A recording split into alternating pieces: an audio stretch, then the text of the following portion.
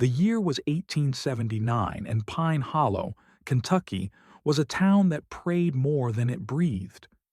Every morning began with a hymn, and every night ended with a whispered plea to survive another day.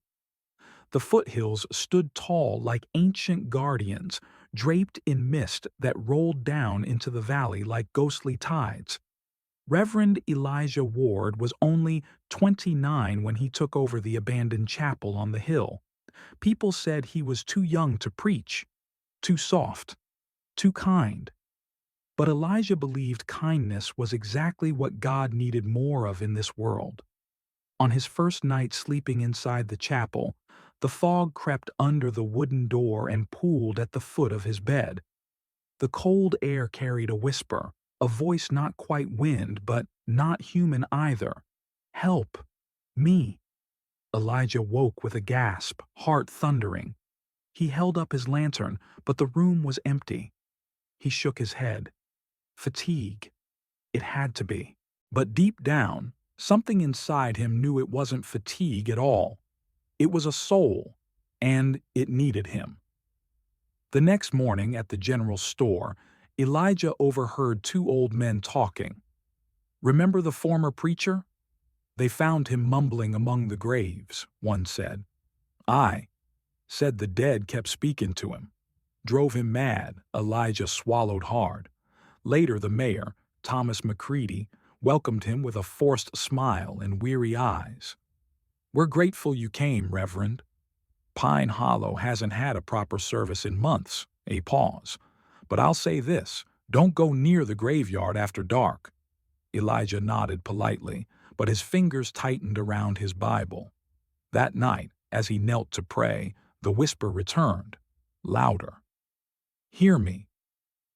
The chapel doors creaked open on their own. A sudden chill blew out the candle flame. The darkness wasn't just darkness anymore. Someone was standing in it. Elijah steadied his lantern toward the shadowed figure. A man, pale as winter bone, sat in the back pew. Dust and dried blood stained a Confederate uniform. A musket ball hole pierced straight through his chest. Elijah trembled, gripping his cross. You're dead," the soldier nodded. "My name's Corporal Silas Boone. Died on these grounds years past. Buried without forgiveness." His voice cracked like brittle wood. "I need to confess." Elijah's fear melted into something deeper, duty. I will listen." Silas closed his eyes, anguish twisting his face. "I deserted. I ran from the fight, left my brothers to die. I die with shame burning my soul." Elijah placed a hand over his heart, though his hand passed through cold air. "God forgives true remorse. You are seen. You are heard." The soldier's shoulders loosened. Relief. As he faded into mist, he whispered, "More will come." And then he was gone. The nights that followed became visitations. A young mother who had died in childbirth appeared, crying for the child she never held. A miner crushed in a collapsed shaft begged forgiveness for stealing bread when he was hungry. An elderly widow confessed she resented God for taking her husband first. Every night, Elijah listened. He mourned with them. He freed them. And every morning, he preached to a congregation who had no idea the dead filled the empty pews behind them. Word spread that Reverend Ward's sermons brought peace like never before. The chapel filled. People smiled more. Hope returned to Pine Hollow. But beneath the hymns and hallelujahs, a darker presence stirred. Confessions from the dead took a toll. Elijah became thin, sunken eyes, trembling hands. He barely slept. Miss Clara Hensley, a kind widow who baked pies for every church gathering, noticed. "You're fading before my eyes, Reverend," she said softly, pressing a warm hand to his cheek. Elijah forced a smile. There is much work to do. But later, alone, he fell to his knees in exhaustion. "God, why choose me?" he whispered. The fog rolled toward him once more, bringing voices louder than ever. Save us, hear us, forgive us, don't abandon us.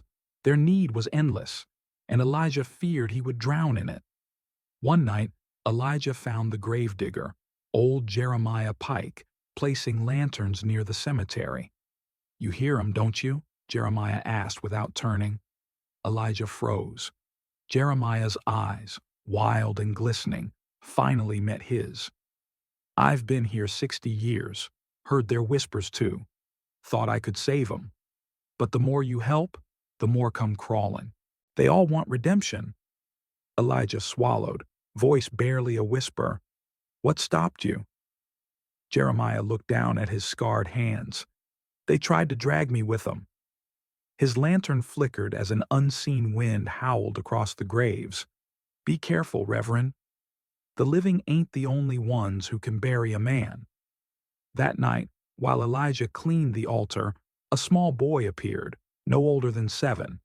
He clutched a wooden toy horse, dirt smudged on his cheeks. "What's your name?"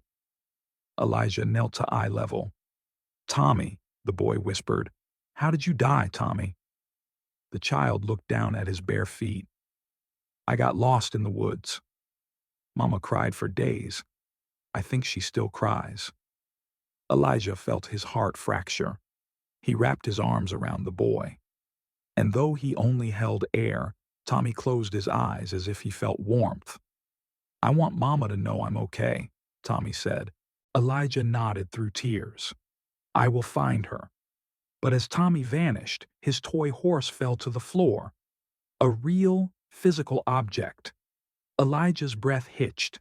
The line between worlds was breaking. Elijah visited Tommy's mother, Mrs. Addie Ross, and delivered the message. She wept against Elijah's shoulder, years of pain undone by a promise that her boy still felt her love. But healing the living had consequences.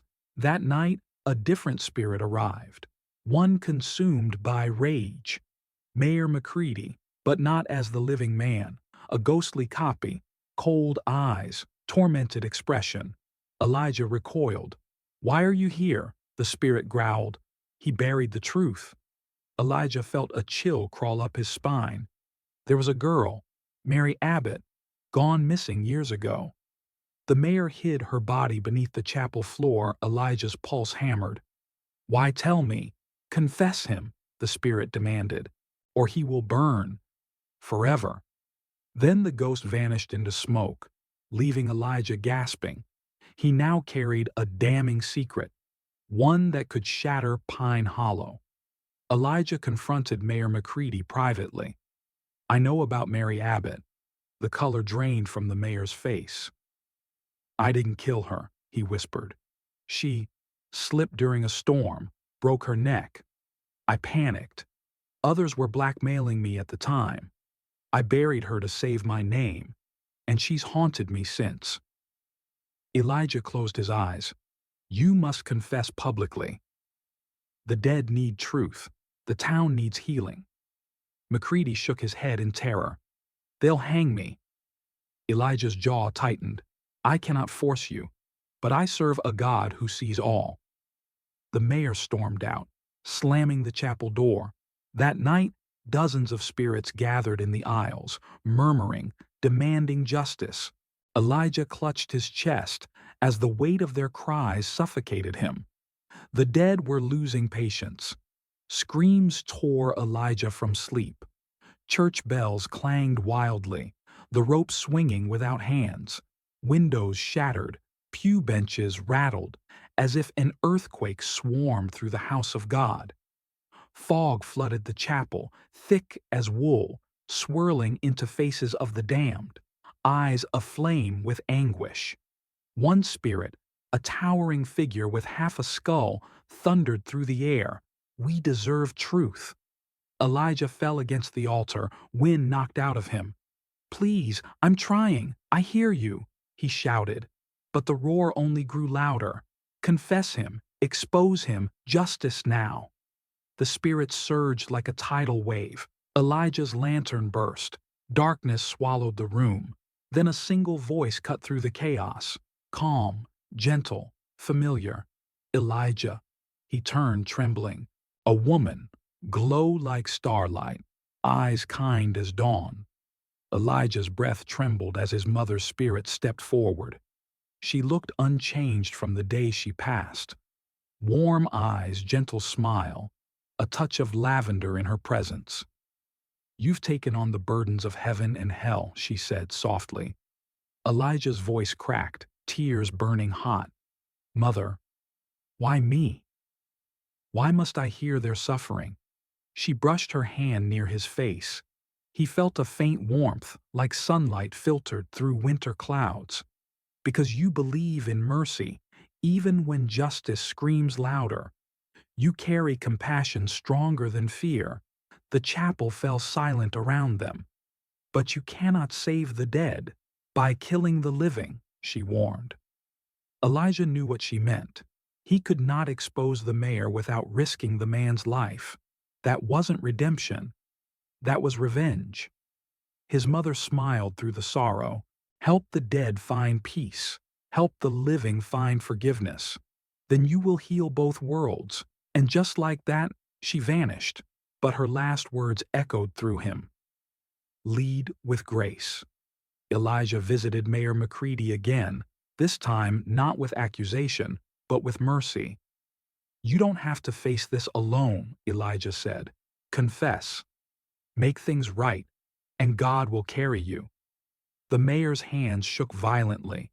His eyes were red, rimmed with sleepless torment. "She talks to me at night," he whispered. "Mary Abbott, crying beneath the floor, begging me, begging me." His voice cracked into a broken sob. "I can't breathe anymore, Reverend. The guilt is killing me." Elijah placed a steady hand on his shoulder. "Then let us free you. Let us free her." The mayor finally nodded. He would confess, not out of force, but out of a longing to be forgiven. Sunday morning arrived. The chapel overflowed, men in freshly brushed coats, women fanning themselves to fight the heat, children swinging their legs beneath the pews. Elijah's heart pounded. His sermon wasn't words of comfort today, but truth. "Before we can be forgiven by heaven," he began, "we must be honest here on earth." Whispers spread across the room. The mayor rose slowly, trembling as he approached the altar. "I have wronged this town," he began. "Years ago, a girl named Mary Abbott died, an accident. But I buried her secret. I lived in fear, and my fear became sin." Gasps shot through the room like gunfire. "This is my confession," he said, voice shaking but firm. "Do with me what you must." The chapel fell silent. Then, a soft breeze blew through, warm, healing, and for the first time in years, the bells rang gently. No rage, no screams, just peace. The dead were listening. The townspeople gathered at midnight, lanterns in hand, forming a solemn procession behind the mayor and the preacher.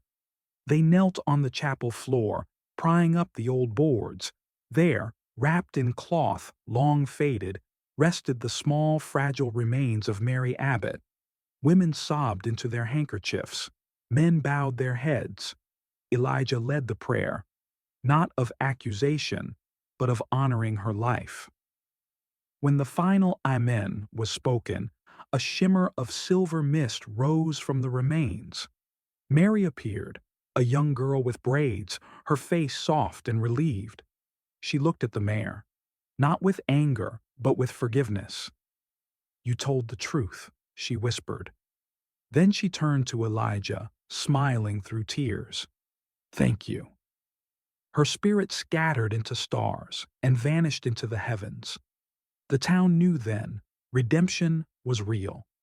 One by one, the other spirits came, the miner with dirt still clinging to his clothes, the widow who cursed God in grief, the mother who never held her baby, Tommy, the lost boy, clutching his toy horse.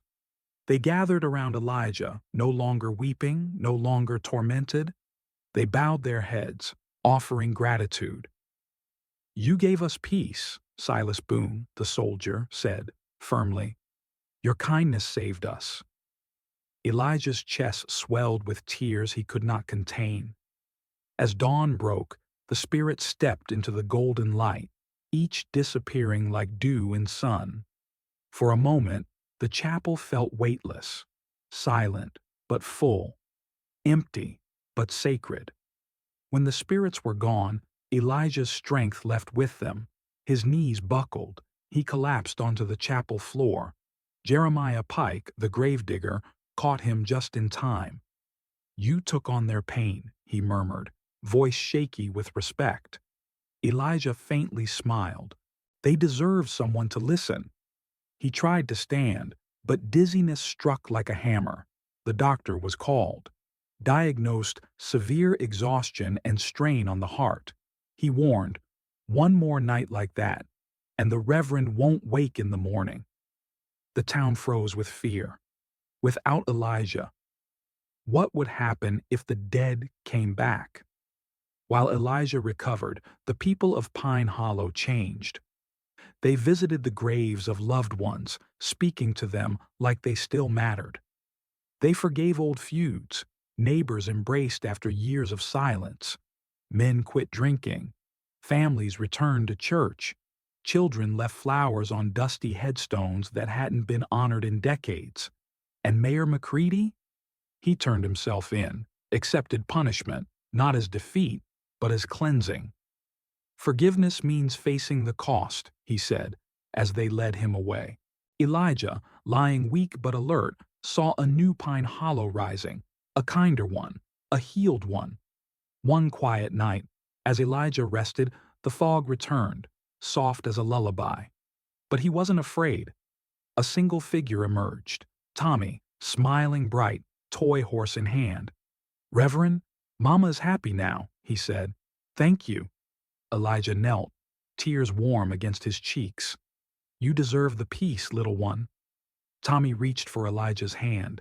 This time, Elijah felt a tiny, warm palm in his. "You can rest now, too," Tommy whispered. "We know you love us." The boy faded, leaving only the wooden horse beside Elijah's bed, the last sign that a bridge once existed between the living and the dead. On his first day back to the pulpit, Elijah spoke to a standing-room-only congregation. "No soul should pass from this world feeling unheard," he said, voice steady. "Listen to one another. Confess your burdens. Seek forgiveness while breath still fills your lungs." He paused, eyes shining. "We do not need to hear the dead, if we care enough to hear the living." The townspeople rose to their feet, applause echoing like thunder. Pine Hollow would never be the same again. Years passed. Elijah grew older, wiser, lines in his face carved by love, loss, and duty. People traveled miles to hear him preach, not because he performed miracles, but because he listened. The graveyard remained peaceful, no more screams at midnight, no more rattling pews. And on Elijah's final night, decades later, the fog returned once more. He sat quietly on his rocking chair, heart ready. Silas Boone appeared, his uniform spotless.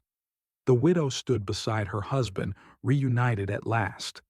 Tommy giggled, waving his toy horse. Mary Abbott smiled like the first day of school. They had come not for confession, but for gratitude. "Rest now, Reverend," his mother whispered, stepping forward.